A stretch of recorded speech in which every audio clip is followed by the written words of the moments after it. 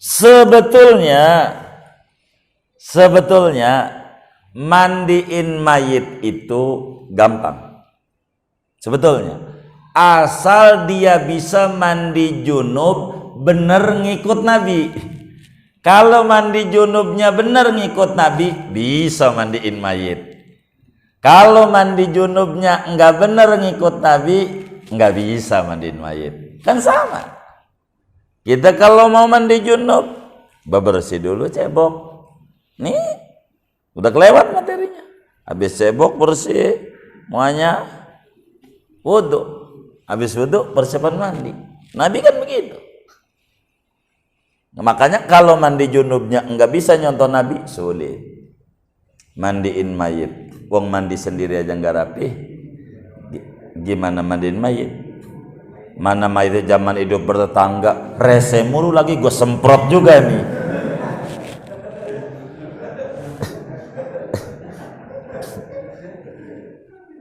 Itu begitu.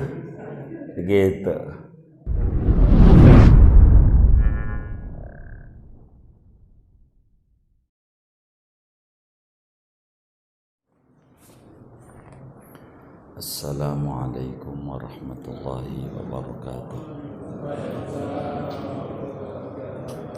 Bismillahirrahmanirrahim. Alhamdulillahi rabbil alamin. Wassalatu wassalamu ala sayyidina Muhammadin wa ala alihi wa sahbihi ajma'in. Faslun, adapun ini yaitu fasal tajhizul mayyiti.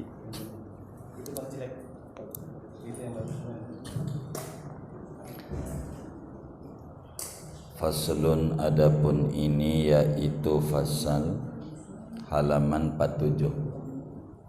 Tajhizul mayyiti, adapun mengurus mayit, wa huwa ghusluhu wa takfinuhu wassalatu alaihi wa dafnuhu fardu kifayatin, yaitu memandikan mayit, mengkafankan mayit, mensolatkan atas mayit, menguburkan mayit, yaitu hukumnya fardu kifayah.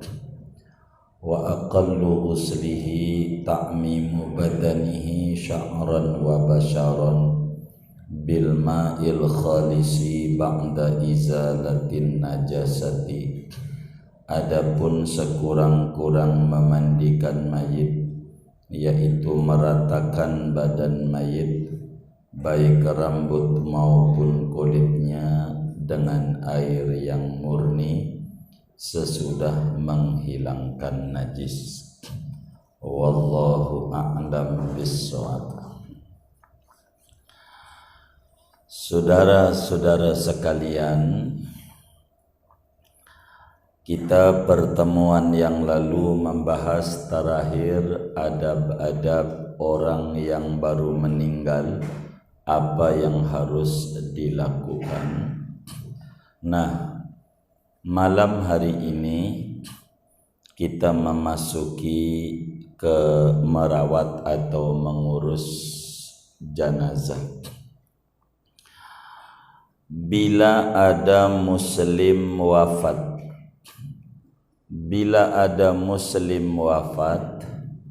kewajiban muslim yang masih hidup 4. Bila ada muslim wafat, kewajiban yang masih hidup 4. Masalah muslim yang wafatnya ini apa gantung diri? Apakah muslim yang wafatnya nenggak racun? Apa muslim yang wafatnya ini jarang injek masjid? Kewajiban kita yang hidup 4. Kalau nyata-nyata yang meninggal itu muslim, catatannya itu mau dia berdosa mau tidak berdosa, muslim. mandiin, mengkafanin, mensolatkan dan mengubur. 4 kewajibannya. Meski ada yang keluar 2. Pertama mati syahid, yakni syahid dunia akhirat dan syahid dunia. Yang kedua adalah bayi keguguran di bawah 6 bulan. Ini banyak uraiannya yang saya tidak mau urailah bagian ini, biar kita malam ini ngaji tentang mandiin saja. Jadi kalau muslim wafat, mandiin, kafanin, solatin, kuburin. Sebetulnya ada 5, yaitu menggotong. Kan gak jalan sendiri. Tapi kalau udah ngomong nguburin, masa yang gak digotong? Begitu. Jadi gotong ini wasail, sehingga ulama tuh jarang menyebutkan berbicara menggotong. Meski nanti kita bakal urai cara menggotong mayit tuh bagaimana, apa pala dulu, apa kaki dulu, atau bagaimana, tar kita bedahnya waktu udah dimandiin dulu, udah dikafanin. Biar malam ini kita langsung ngaji cara memandikan mayit. Saudara sekalian, cara memandikan mayit itu ada 2. Ada 2 cara. Ada cara minimal, ada cara maksimal.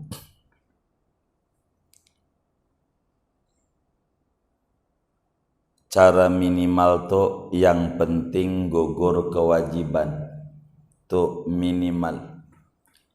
Ini dicontoh sama petugas swab, mau sehari, mau 3 hari, mau seminggu. Ini mempengaruhi biaya.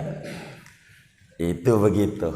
Cara minimal dan cara maksimal. Tapi karena kita ini muslim, kudu tahu dua-duanya, supaya pada bagian mana yang harus kita ributkan, bagian mana yang tidak perlu menjadi bahan perdebatan. Kalau hal yang sunat, kalau bakal menjadi ribut itu dosa. Ngejar yang sunat, ini namanya nyari jarum hilang kampak, kurang bagus. Cara mandiin, kalau asal mandiin, pertama cebokin dulu, najisnya ilangin. Ini asal doang nih, ilangin najisnya, yakni cebokin. Habis itu siram, diguyur dengan air sekali. Udah jadi dah tuh. Yang penting merata. Rambutnya kena, badannya kena, kulitnya. Tuh jadi tuh.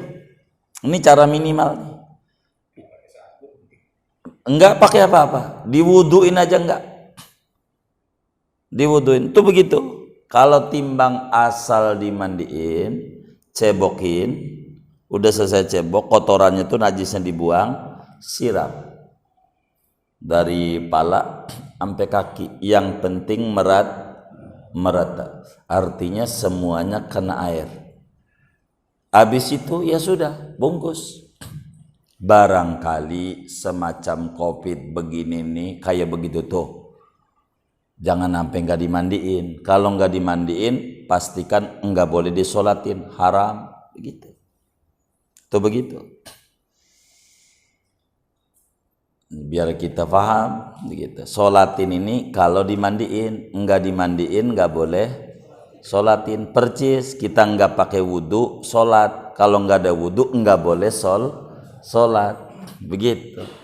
Wudu kagak dia solat gitu. Maka bilang enggak ada air bagaimana? Begitu. Ya tayamumin gitu. Jadi minimal mandiin itu, yang penting badan mayit kena air sekujur tubuhnya, rambut maupun kulitnya, sesudah najisnya bersihkan. Meskipun mayitnya itu matinya di laut, tenggelam. Kan kalau tenggelam udah kena air, apa kudu dimandiin? Ya kudu tetap dimandiin. Nggak boleh nggak dimandiin. Meskipun mayitnya junub, meskipun mayitnya ada najis, meskipun ada najis, yang mandiin, mau yang mandiin lagi junub ke, belum keburu mandiin dulu, enggak ngaruh. Yang penting mayit udah dimandiin dah bungkus, enggak diwuduin, tak mengapa, karena wudu mah sunat. Ini namanya asal mandiin, begitu. Tuh kalau asal tuh. Ini dulu nih. Kalau ini udah kerjakan nih minimal, baru kita ngomong cara maksimal. Ini kita mau ngomongin cara maksimal. Tuh cara minimal begitu dah tuh. Udah paham dah tuh ya? Siap. Bagaimana cara kita mandiin maksimal? Begini. Yang pertama, sebelum kita ngomong mandiin, persiapannya dulu. Kami bagi 2 tahap. Ya, jazakallah khair. Yang pertama ada 2 tahap mandiin. Tahap persiapan dan tahap memandikan. Tahap persiapan, tempat memandikannya tinggiin. Jangan ditaruh di tanah lah istilahnya. Jadi kayak dipan. Sekarang kan udah ada tempatnya dah tuh ya. Tinggi gitu. Maksudnya apa? Agar supaya percikan memandikan tuh yang campur najis tidak kena mayit lagi, yang kudu bakal disiram. Kan boros namanya mayit. Jadi tempat memandikannya tinggi. Itu satu. Dengan posisi tempat memandikan itu, sisi kepala lebih tinggi dari sisi kaki. Gitu. Ini bagian tukang bikin produksi tempat pemandian nih. Jadi agak begini. Sehingga air itu bisa ngucur kan. Gitu. Jadi palanya tinggian. Palanya. Posisi pala di timur. Yang bakal pala. Posisi kaki di kiblat. Tempatnya dulu, namanya tahap persiapan, supaya nanti mayit itu bakal menghadap ke arah kiblat. Mandiin, itu satu. Yang kedua, tempatnya adalah sunyi, tidak boleh masuk ke tempat itu kecuali orang yang berkepentingan. 3 yang berkepentingan ini. Pertama yang mandiin, kedua keneknya, asistennya yang bakal bantu, ketiga keluarga yang mau bantuin. Kalau keluarga timbang mau nonton doang, ndak usah. Mau ngapain? Warisan mau mandiin ogah. Ini orang agak bener ini, yang kayak begini nih. Keluar begitu, keluar. Kalau nggak ada kepentingan. 3 nih orang. Begitu tempatnya tuh. Jadi tempatnya itu harus rapih tempatnya. Tempat yang mandiinnya tuh begitu. Kemudian 2 tuh ya. Jadi pertama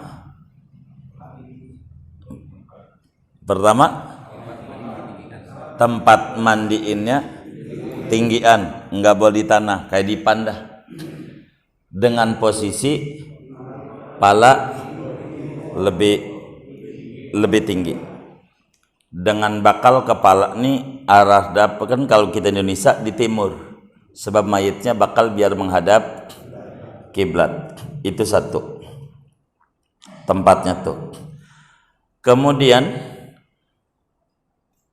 diberikan bukhur di dekat tempat memandikan. Bukhur tuh pedupan, dupa, kan bakal kotoran ini bau. Ya, setanggi dan sejenisnya dah. Silakan. Yang kayak buat maulid-maulid tuh, ya silakan. Itu begitu. Dua tuh. Ketiga, mayitnya diletakkan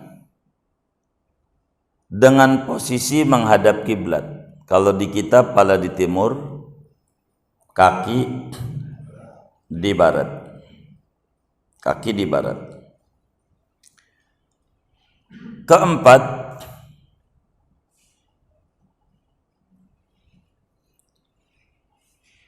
mayitnya ditutupi kain panjang. Auratnya jangan sampai terbuka. Dari kaki sampai pala. Mayitnya. Dengan kain panjang yang rada transparan. Artinya transparan ini air nembus. Karena mandiinnya dari balik kain. Mandiinnya, nyiramnya dari balik kain, dari atas kain. Nyiramnya. Termasuk wajahnya, wajahnya ditutup. Kalau mau dibikin dua kainnya dari kaki sampai leher, yang satu kasih kerudung umpamanya, untuk atau sorban untuk nutup wajah gitu. Iya, itu teknis dah. Kalau ada kain yang cukup panjang dari kaki sampai kepala, itu sudah cukup itu saja. Kalau umpamanya nggak cukup kain panjang itu, maka dari kaki sampai dada, wajah lain. Anggap deh kerudung perempuan tuh ya, begitu buat nutup palanya yang putih gitu. Itu silakan. Kalau masalah warna tidak diatur itu oleh agama.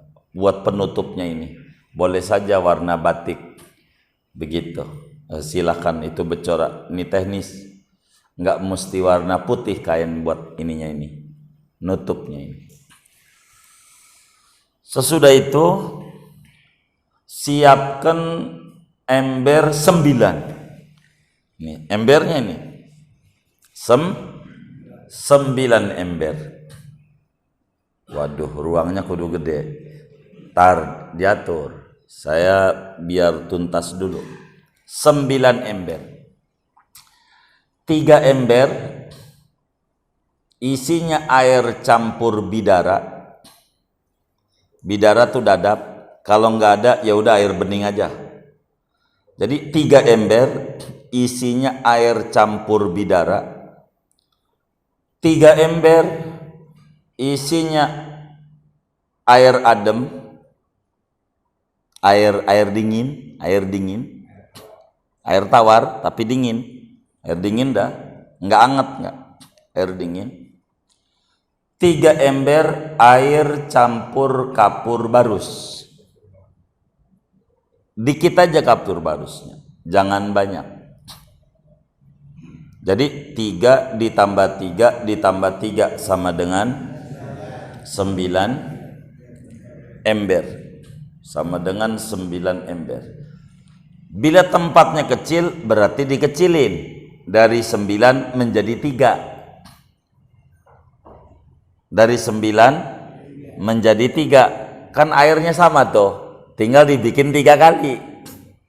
Jadi air campur bidara seember, air adem seember, air campur kapur barus seember. Ini bakal diulang-ulang selama 3 kali. Sama juga 9 ember. Kan begitu. Kalau tempatnya nggak mungkin juga kecil, seember aja. Embernya cuma 1. Tapi bakal diupayakan sampai 9 kali. Kan sama 9 ember. Ini kan teknis, nanti tinggal diatur gitu maksud saya. Kan bisa langsung 9 ember, bisa disingkat jadi 3 ember, bisa disingkat 1 ember. Iya, isinya nanti kalau 1 ember berarti isi 3 dikali 3, kan sama dengan 9. Begitu. Sebelum saya ngupas cara mandiin, ini penggunaan air biar kita paham. Ada dua ajaran, dua-duanya diajarkan oleh agama. Saya sampaikan dulu dua-dua ini supaya kita paham kalau melihat enggak nyalahin orang. Kalau 9 ember, pertama kita mandiin dengan menggunakan air yang campur bidara, ya air sabun. Ya, bidara enggak ada mah. Sudah air campur sabun ini sember, lalu air bening ngebilas sabun. Udah berapa ember tuh? Udah berapa ember tuh? Masa udah 6? Hah? Nih makanya biar paham nih. Udah berapa ember? Baru dua. Yang ketiga ember yang ada kapur barus. Siramin lagi tuh. Udah berapa tuh? 3. Ini namanya baru 1. Ulang lagi kayak begitu. Air sabun. Iya, air sabun itu air bidara. Air bening. Air kapur barus. Udah berapa tuh? 2 gitu ya. 2 kali 2 periode udah 6 ember. Ketiga air sabun, air bening ngebilas nih maksudnya, dan air kapur barus 9. Ini cara pertama dari penggunaan 9 ember. Yang paling bagus, sebagaimana ulama besar dari Banjarmasin, Syekh Arsad Al-Banjari, guru Syekh Nawawi Al-Bantani, tulis dalam kitab Sabilul Muhtadin pada paparan fikih madhab Syafi'i ini, dan juga banyak ulama-ulama Syafi'iyah, yang paling bagus cara yang kedua dari 9 ember ini. Yang kedua caranya, dan ini ya, yang saya pengen jamaah tuh ngerjainnya cara ini. Begitu. Walaupun cara itu bagus, tapi ada yang lebih tinggi lagi dari 9 ember nih. Pertama, pakai air sabun, air bidara. Itu 1. Kedua, air bening ngebilas sabun. Udah berapa ember tuh? 2. Ketiga, air bidara lagi, sabun lagi. 4, bilas lagi. Nah, ember keempat. Kelima, sabun lagi. Keenam, bilas lagi. Tinggal 3, air campur kapur barus. Siram pakai seember kapur barus. Udah berapa tuh? 7. Ke-8, siram lagi ember yang kapur barus. Dan ke-9, air, enggak ada air tawar nih tuh, enggak perhatiin tuh, jangan sampai salah ini. Air kapur barus lagi. Cara kedua ini nih yang paling sempurna. Kan kita belum ngomong cara mandiinnya nih. Kita berbicara penggunaan airnya baru. Begitu. Itu penggunaan air. Sudah tuh ya. Penggunaan air tuh kayak begitu. Jadi ada 2 cara. Sabun bilasin kapur barus, sabun bilasin kapur barus, sabun bilasin kapur barus. Boleh. Ini sempurna, tapi ganjaran dan ampunan ada yang lebih banyak dari ini. Air sabun bilasin, air sabun bilasin, air sabun bilasin, baru kapur barus, air kapur barus, dan air kapur barus. Baik. Ini yang 9 ember ini adalah tahap pemandian, sehingga ember itu jumlahnya bukan 9 ember. Karena ini ember ini penyempurna. 9 nih. Masih ada lagi ember yang dibutuhkan. 3 ember. Jadi jumlah ember itu 12. Ini yang ember ini isinya air bening aja, air adem aja isinya, air adem aja. Ini yang 3 ini di luar 9. Jadi 9 ini belakangan, 3 dulu. Nih 3 dulu nih. Untuk apa nih 3 ember nih? Ini biar kita benar cara mandiinnya. Kalau ada amil, biar dia ngikut Nabi nih cara mandiin. Yang 3 ini air seember buat urusan cebok, ngilangin najis dulu. Nih ember nih penggunaannya. Ember nih di luar 9 nih. Di luar 9 tadi. Ini pertama nih buat cebokin seember. Kedua, seember buat bersih-bersih sebelum mandiin. Bersih-bersih itu apa? Gosok gigi, bersihin hidung, bersihin kuping. Seember nih. Seember lagi buat wudhu. Buat wudhuin. Ini udah 3 nih. Udah 3 nih. Baru kita bakal ngomongin air yang 9 ember. Begitu. Ini yang ngaji ada amil enggak ini? Ada. Oh. Iya bagus.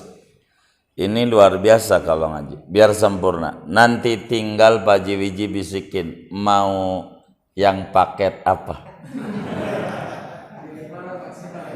Iya, kan wani piro. Nah, iya. Nah, begitu. Ekonomi, bisnis, eksekutif. Lah jangan ahli warisnya, jangan ini kok tugasnya dia ahli waris yang bakal dapat warisan. Masa nyuruh orang sembarangan aja. Janganlah, muliain. Jangan enggak muliain. Baik, kita ngomong cara mandiin. Sudah ngomongin airnya.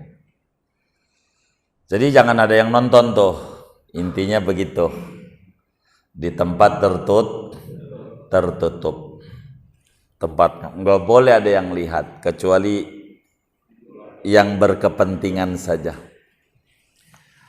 Di dalam kita cara memandikan mayit ini, saudara, kita kalau di luar rumah mandiinnya tolong dikasih atap, jangan dari langit langsung.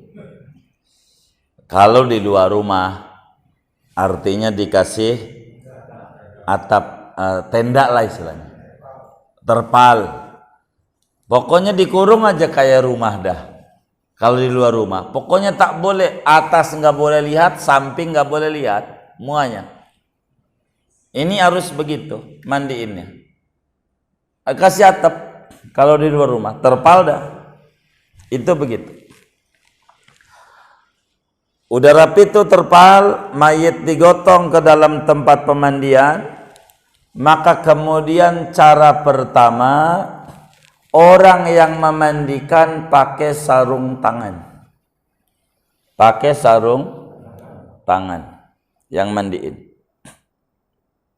Pakai sarung tangan. Sudah pakai sarung tangan, tangan kirinya perut berkali-kali. Perut mayit ditekan, sambil ditekan.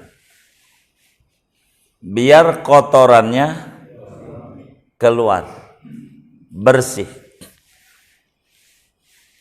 Biar kotorannya bersih. Maka asisten itu nyiram kotoran. Dia yang murut, kita yang mandiin. Kan mohon maaf udah doburnya ini disiram. Begitu. Dia kan nyebokin. Gitu. Ada yang nuangin. Inilah asisten namanya. Kata orang Betawi kenek lah. Kenek. Sirami ampe bersih. Artinya kalau yang tadi 3 ember tuh kurang, ya ditambahin sesuai kebutuhan. Kami mencontohkannya ember biar lebih mudah. Begitu. Sesudah ini dibersihin, udah bersih nih, disabunin. Nih belum niat, ntar niat mandiin ntar saja nih. Belum. Ini cebokin sampai bersih. Yang kotoran-kotoran ini, dan jangan lihat yang mandiin tuh tangannya selobokin di bawah kain, kan dia tutup kain tuh. Jangan lihat, ya Allah burungnya, gitu. Jangan lihat, haram, dosa dia. Tak boleh lihat. Tak boleh. Jangan lihat. Ini aja. Pegang juga udah berasa dah. Gitu. Itu begitu. Udah cebokin, ya disiram diguyur. Makanya dari balik kain yang kainnya nembus, kan tadi dibilangin tuh. Siram, dia dicebokin masuk dari bawahnya ini, begitu tuh kan, udah bersih, bawahnya itu udah ngalir, udah bersih, dicebokin beres, baik. Dia yang sarung tangan ini silahkan diganti, atau kalau tidak mau diganti, dicuci. Karena kan tadi habis kena najis. Artinya kalau mau diganti, terserah dia, itu teknis. Kalau pengen itu saja, cuci aja sampai bersih. Itu satu caranya. Habis ini, cara mandiin tuh. Sesudah ini, maka cara kita memandikan biar sempurna, maka giginya dibersihin, gosok gigi. Makanya rada tinggi. Giginya disiwaki boleh, mau pakai sikat gigi boleh. Zaman hidupnya sukanya apa? Close up, Pepsodent, abu gosok. Gimana sukanya jam hidupnya aja dah, biar gampang. Giginya dibersihkan. Awas, palanya ambil dianggak, jangan sampai ketel. Dia nggak bisa marah-marah, diem aja masalahnya nih. Jangan sampai ketelan. Jadi biar betul-betul dia rapi. Ini dibersihin, gigi, hidung dibersihin, pakai jari kelingking. Kalau enggak mau pakai cotton bud enggak apa-apa, sampai bersih kotoran-kotoran. Telinga pakai cotton bud enggak apa-apa, bersihin, pakai sabun, bersihin. Jangan sampai miring mayatnya, nanti kan masuk ke dalamnya. Hah? Iya, di Aji Mencong tuh ya, gitu. Kalau di Aji Lurus mau kagak kali ya, begitu. Wis ini mah pokoknya ini alat-alat ini aja, ya gitu. Ini buat mandi. Ya. Jadi ini bersihin, semua ini kudu bersih.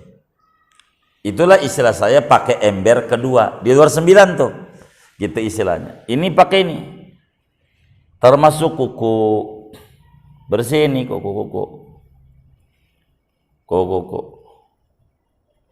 Semuanya dibersihin. Jadi gigi, telinga pakai telunjuk tangan kiri boleh. Kalau telinga nih, jangan tangan kanan buat nyiram aja. Boleh pakai kelingking. Tuh digosok-gosok ini, biar nggak ada daki. Ini mau menghadap Allah, harus cantik tampilnya, harus bersih. Gitu. Mau nonton layar tancap aja ganteng. Mau ngadep Allah sembarangan, biar bagus. Ini udah bersih semuanya. Iya, ntar ngomong minyak wangi. Begitu. Sudah selesai ini, kemudian diwuduin. Wudu dulu. Jangan mandi dulu, namanya kagak ngaji namanya. Ini udah selesai nih. Iya, biarin biar benar, pokoknya iya aja udah. Ini saya lagi benerin yang salah-salah tuh, kan dia nyontok di masyarakat nggak ngaji masalahnya. Banyak amil itu, biar ngaji gitu. Jadi abis ini wuduin. Niatnya bagaimana? Jangan nawitul wudu'a lirafil hadas. Ini kagak ngaji yang kagak begini. Sembarangan aja dia. Jadi niat wudunya begini. Bismillahirrahmanirrahim. Nawaitu ada al-wudu'i an hadzal mayyiti sunnatan lillahi ta'ala. Tuh, niatnya begitu tuh. Niatnya. Di hati kitanya nih yang mandiin. Itu kan di mulut melafalkan niat. Aku niat menunaikan wudu untuk mayit ini sunat karena Allah Ta'ala. Aku niat menunaikan wudu untuk mayit ini sunat karena Allah Ta'ala. Sunat karena Allah Ta'ala. Kudu ada nih niat nih. Kalau nggak ada niat ini, nggak jadi wudunya. Kalau nggak ada niat, main disiram-siramin, namanya peragaan wudu, bukan wudu. Kalau wudu mau fardu wudu ada 6, jangan sampai hilang. Itu niatnya begitu.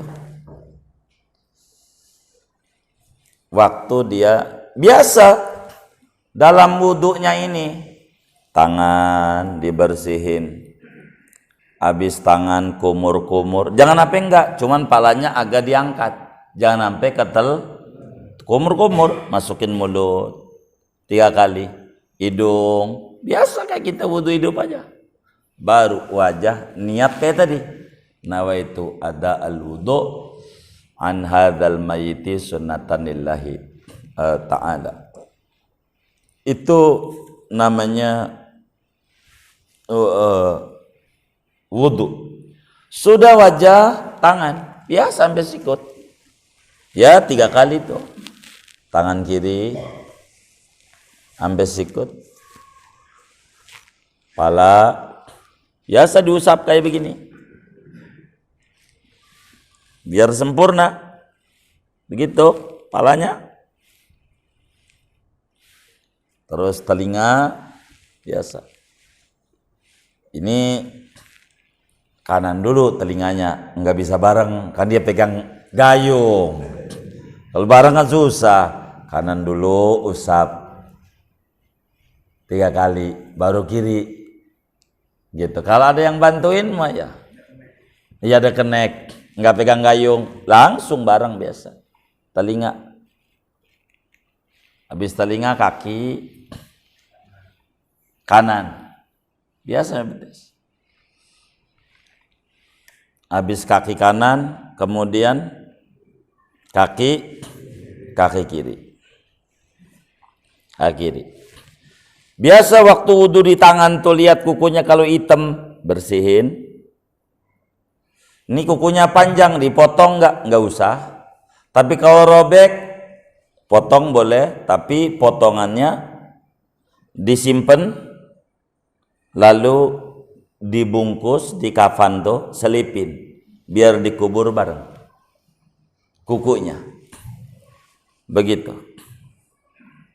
Ini namanya permulaan memandikan. Baru selesai sampai wudu. Selesai sampai wudu. Waduh repot ini kata Amil. Mahal bayarnya kalau pengen sempurna. Mahal ya. Kelas eksekutif. Nah, ya. Begitu. Biar begitu. Ini baru kita persiapan air yang 9 ember. Ini nih, tuh baru tahap permulaan tadi. Tuh kayak begitu. Sebetulnya mandiin mayit itu gampang. Sebetulnya asal dia bisa mandi junub bener ngikut Nabi. Kalau mandi junubnya bener ngikut Nabi, bisa mandiin mayit. Kalau mandi junubnya enggak bener ngikut Nabi, enggak bisa mandiin mayit. Kan sama. Kita kalau mau mandi junub, bebersih dulu cebok. Nih, udah kelewat materinya. Habis cebok bersih, semuanya wudu. Habis wudu persiapan mandi. Nabi kan begitu.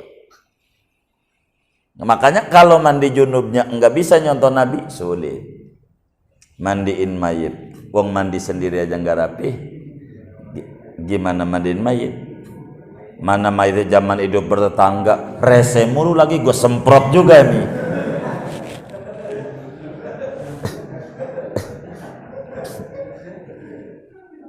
Itu begitu. Ini udah nih, selesai diwuduin.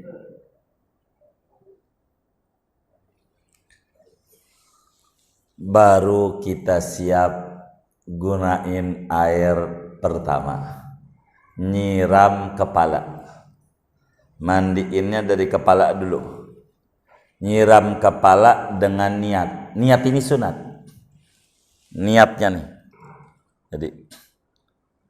Jadi niatnya itu sunnah niatnya. Bagaimana niatnya? Begini niatnya. Bismillahirrahmanirrahim. Nawaitul ghusla an hadzal mayyiti fardhan lillahi ta'ala. Di hatinya, aku niat memandikan mayit ini fardu karena Allah Ta'ala. Aku niat memandikan mayit ini fardu karena Allah Ta'ala. Ketika airnya disiramin di kepala terus ampe jenggot, ampe wajah nih, dari ini sini nih siram, intinya kepala dulu. Kepala sudah sampoin sampoin tuh pala dulu, begitu, sampoin pala. Jadi kalau yang 9 ember itu kurang, pokoknya model airnya begitu aja. Air campur bidara, air adem bilas, air kapur barus. Posisinya begitu. Jadi kemudian sudah ini kita digucak-gucak. Enggak usah, walaupun musuh kita jam hidupnya ini kejam sama gue ini. Enggak, jangan ngunyah-ngunyah.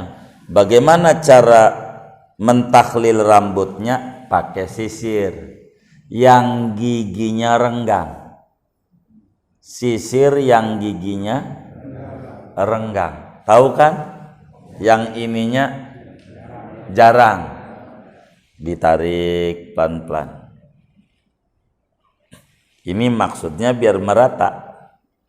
Mandi ini. Sisirin. Sudah sisirin tuh, sisirin. Kan kalau udah disampoin kan ada licin ya kan, enak kan? Begitu, yang tadi nempel-nempel juga. Kalau ada rambutnya nempel di sisir, kumpulin. Disuruh pegangin dulu, ditaruh di mana? Nanti dibarengin di kain kafan. Selipin aja, dikubur bareng mayit. Begitu. Bila ada rambutnya yang rontok. Tapi yang rontok yang nggak ketahuan sudah lah, jangan dicari-cari, nggak usah, jangan dibikin susah. Ini yang ketahuan. Kalau ada yang rontok, diambil, nanti diselipin di kain kafan. Sunat diselipin kain kafan. Andai tidak diselipin kain kafan enggak apa-apa, dikumpulin tapi dikubur, walaupun dikuburnya enggak bareng sama mayit, ini rambut, enggak apa-apa. Maka daripada begitu rada repot, mendingan dikumpulin, selipin di kain kafan. Sudah itu, kemudian lambung kita, badan, mulai dari yang kanan nyiramnya. Kanan dulu, ini kan kanan, terus saja sampai kaki yang kanan nyiram nih, terus siram yang kiri, habis kanan nih pakai gayung, yang kiri siram sabun. Kalau sudah campur bidara, kalau bidara nggak ada, kalau tahu lulur mustika lulur, pakai lulur. Maksudnya biar daki ini keluar. Tuh yang lulur tuh dari bidara dibuatnya. Cuman dimodernin, dijual. Kan mahal. Begitu. Kalau bidara enggak ada, pakai parfum, dadap.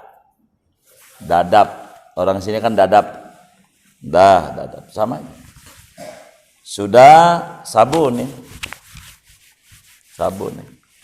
Ininya nih, siram pakai sabun tuh, begitu. Kan kemaluan cebokin udah, begitu. Sudah.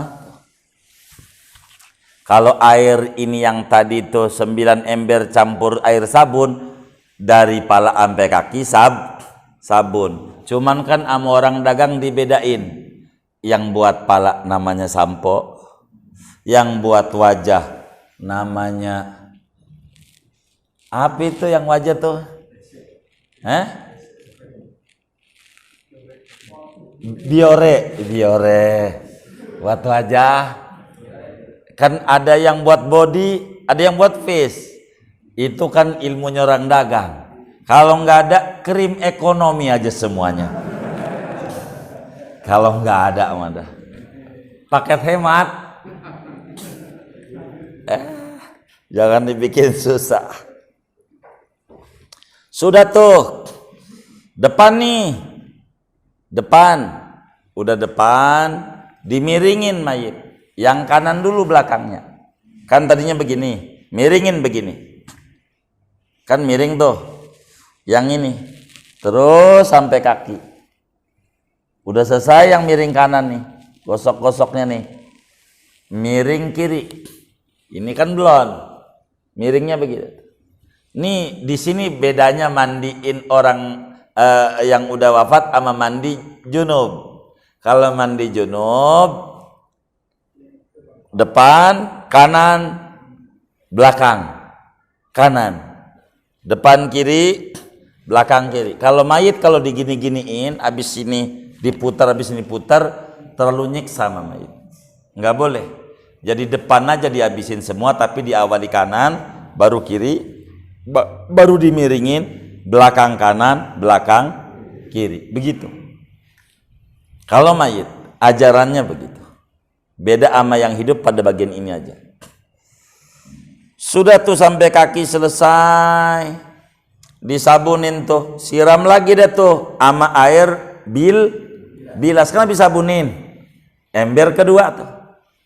Bilas pakai air adem. Tapi kalau cuacanya barangkali dingin banget, anget nggak apa-apa. Tapi air adem ini nguatin badan. Mandi itu dibanding air anget, bagusan air dingin, lebih sehat, lebih kuat.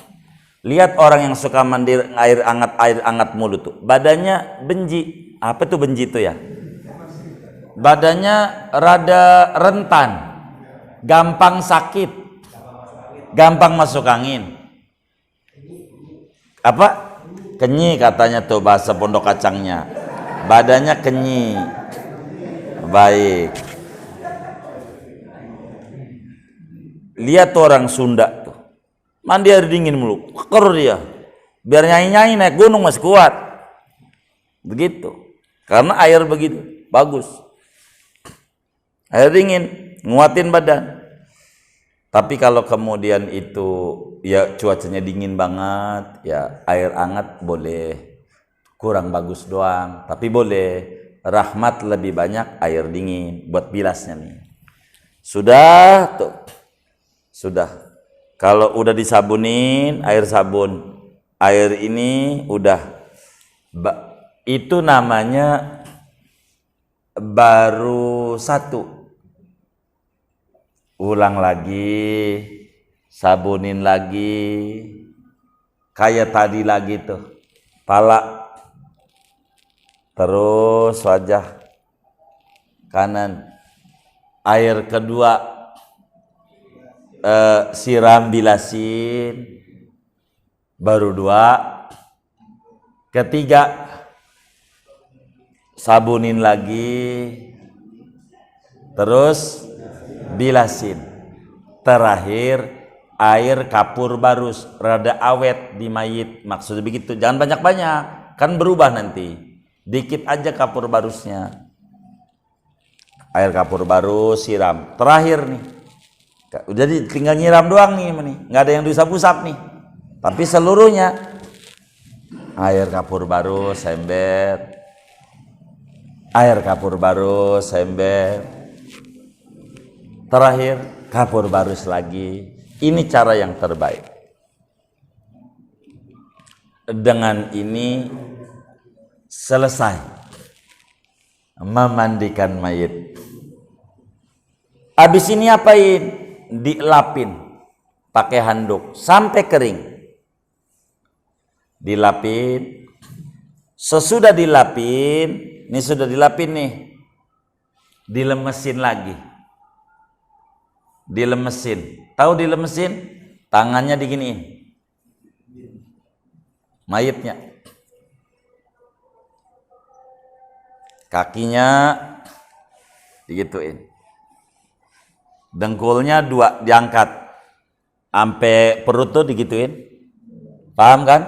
Ininya nih, diangkat nih dua-duanya, namanya juga dilemesin, ininya dilemesin. Sebab nanti kaku lagi. Kalau nggak repot, kasihan yang kafanin. Kalau kita kan udah borongan ya. Kalau mandi sama kafanin ya, wah mahal itu, mahal itu, mahal.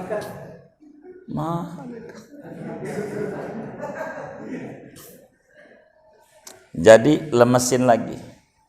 Sudah itu dilemesin. Bagaimana ketika kita sudah diberes dimandikan, keluar kotoran, nya keluar, nggak usah dimandiin lagi, bersihin aja kotoran tuh, nggak usah diwuduin lagi, nggak usah, cukup bersihin aja kotoran itu, nggak disiram air lagi, jangan kapas doang, kasih. Iya, kalau keluar kotoran. Kalau sudah satu disumpel kapas nih. Ini mau digotong nih ceritanya. Ini kan berbicaranya keluar kotoran lagi nih. Gitu. Kalau sudah mau digotong, baru duburnya diganjel kapas. Sebelum kita gotong dipindahin di tempat mengkafan. Sesudah semuanya kering dihandukin itu, diseka itu begitu. Cuman siapa yang memandikan ini? Orang laki mandiin laki, orang perempuan mandiin perempuan. Kalau di kampung itu kagak ada perempuan yang bisa mandiin, yang ada laki, haram dimandiin, tayamumi aja. Nggak boleh. Kalau nggak ada perempuan, yang ada laki, kata Amil, nggak usah, gua aja, nggak usah dibantuin, nggak usah, mana cakep lagi.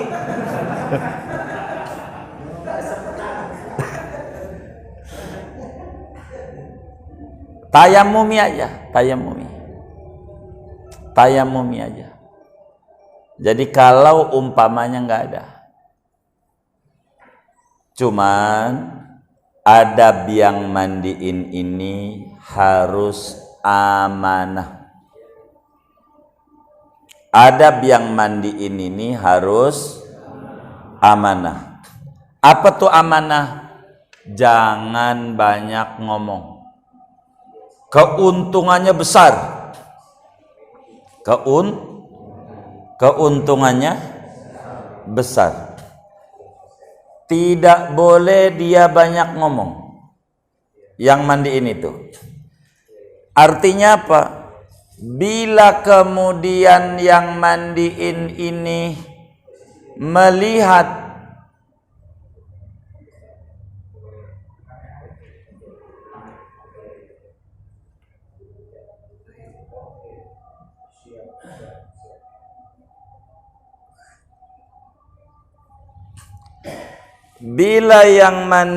ini melihat hal yang nggak benar dari mayit, sebab dari mati aja udah keciri. Ada yang mukanya hitam, ada yang mukanya gosong, ada yang mukanya berubah kayak babi, kayak anjing, macam-macam. Ini namanya hal jelek. Ketahuan dari mulai wafat itu juga. Orang baik, orang buruk bisa kita lihat. Makanya kenapa harus tempatnya tertutup? Tidak boleh. Ada orang yang tahu, khawatir ada hal-hal yang negatif. Kalau sampai si mayit ini mukanya jadi hitam, gosong bahasa kita. Emang juga warna kulitnya hitam gitu, takut begitu doang, gosong gitu. Atau mukanya berubah kayak anjing, kayak babi, macam-macam. Ini dia harus tutup rapat-rapat, kunci mulutnya. Dia harus telan masuk dalam perut, tak boleh dongeng sampai kiamat. Makanya yang mandi ini harus benar orangnya. Mulutnya harus dijaga, amaliyah mulia. Tidak boleh. Tetapi bila dia lihat pada mayit ini ada keajaiban, wajahnya bercahaya, dongengin ke semua orang, dongengin si fulan itu masya Allah wajahnya bersinar. Atau baunya wangi banget, padahal kagak pakai minyak wangi. Ada orang mati, badannya sudah mengandung minyak wangi. Udah mati. Wanginya Masya Allah. Wanginya. Itu dongengin. Inilah yang Nabi bilang, uzkuru mahasina mautakum wa kufu an masawihim. Sebut-sebut, dongeng-dongengin hal-hal yang baik pada mayit, tutup rapat-rapat yang jelek dari mayit. Amil yang paling pokok. Ini yang kami cerita pada pertemuan yang lalu. Ada amil dari Jakarta Barat, Serengseng, yang waktu wafatnya sudah rapi semuanya. Waktu wafat sudah siap rapi, ketika keluarga dobrak kamar, sudah tangannya sedakep, sudah telanjang, sudah tutup kain panjang, indipannya udah dikasih mangkok dan seterusnya ngadep kiblat, karena hidupnya begitu. Ketika bininya nanya, bang Sadi gimana? Ini mau urusan orang laki. Selalu begitu. Dia tidak pernah menceritakan si fulan itu begini, si fulan itu begitu, sama siapa aja. Hatta raqib atid aja kagak tahu. Rokibatin, apalagi orang, saking rapet. Dan ini tugas kami, tidak boleh mulutnya lemes. Kalau lemes namanya ya, apa lemes tuh ya? Suka cerita, iya, cuap-cuap, iya gitu dah. Ember, iya baik.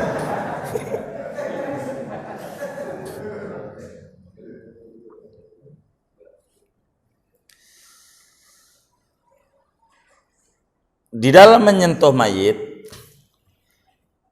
upayakan tidak ada satupun badannya dia yang kena mayit, tangannya dia selalu pakai sarung tangan. Itu begitu yang mandiin.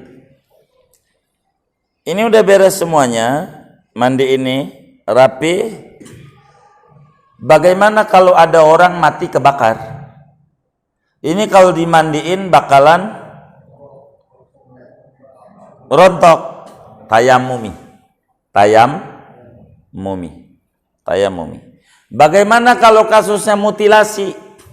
Wis kalau bakal repot-repot yang pokok saja. Mohon maaf, masukin di karung. Kan mutilasi udah di karung. Udah. Bagaimana kalau cuma nemu kaki doang? Dan kaki ini kaki muslim, mandiin kaki. Tetap. Sholatin, iya ntar kita ngomong sholatin. Ini mandi dulu dah. Mandiin. Nanti bakal kibuyut kaki. Emang apa? Kaki doang masalahnya waktu itu. Disebut kibuyut kaki.